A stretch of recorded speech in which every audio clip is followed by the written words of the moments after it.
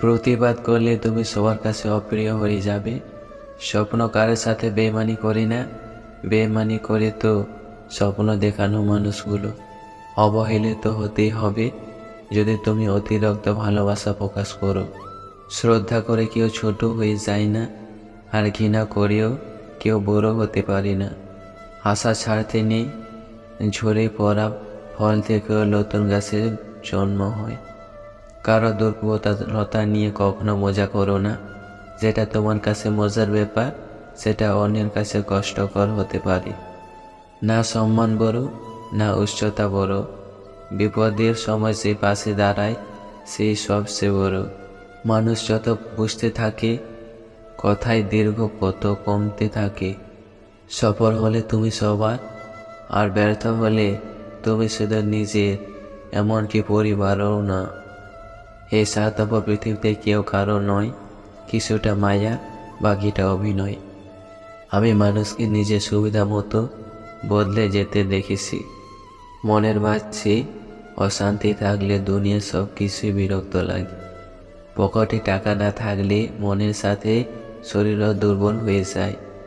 যদি আবার নতুন করে জন্ম নিতে পারতাম, তাহলে ছোট থেকে নিজেকে খুব কঠিন করে তৈরি করতাম।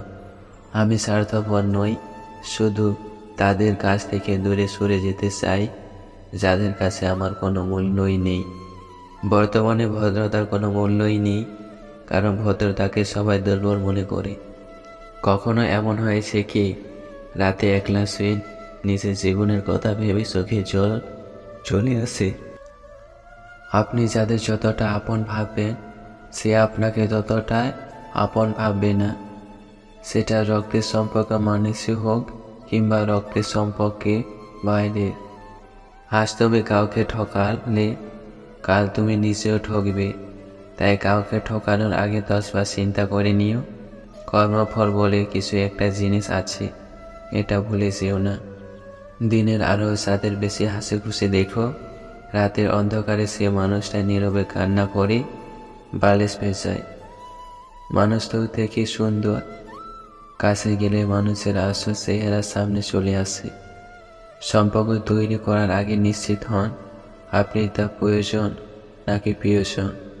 ধৈর্য খুব তেতো, কিন্তু এর ফল খুব মিষ্টি হয়।